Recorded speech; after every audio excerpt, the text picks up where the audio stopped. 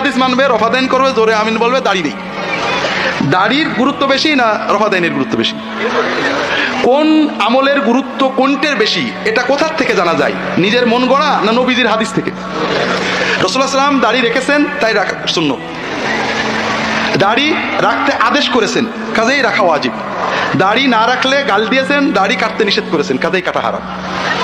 রাসূলুল্লাহ সাল্লাল্লাহু আলাইহি ওয়াসাল্লাম রফাদাইন করেছেন, না করার হাদিস সহিহ, কাজেই সুন্নাত, কিন্তু না করলে কাউকে রাগ করেননি, করার কোনো আদেশ দেননি। তাহলে গুরুত্বের পার্থক্য আছে না?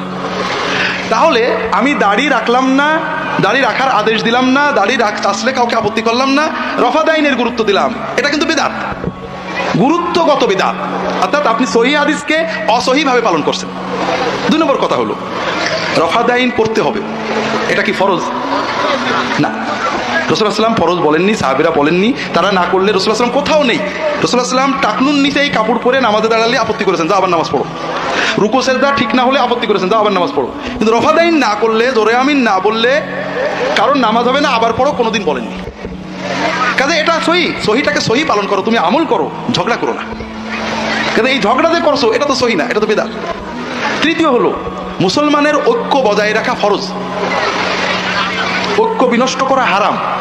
দলিল কোরআন হাদিসে অনেক দলিল আছে। ওয়াতাসিমু বিহাবলিল্লাহি জামিআন, আল্লাহর রজ্জু ইসলামকে ঐক্যবদ্ধভাবে ধরে রাখো, দলাদলি করো না।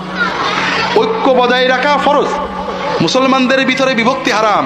মাযহাব নিয়ে এইটা হানাফি মসজিদ, এটা আহলে হাদিস মসজিদ, উভয় গ্রুপই অভিশপ্ত।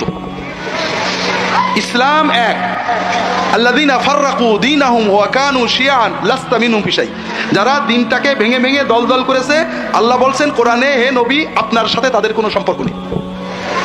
সালফে সালেহিন, সাহাবায়ে কেরাম, তাবেঈন, তারা এই ফিকহ মসলা নিয়ে মসজিদ ভাগ করেননি, যে যারটা করেছেন।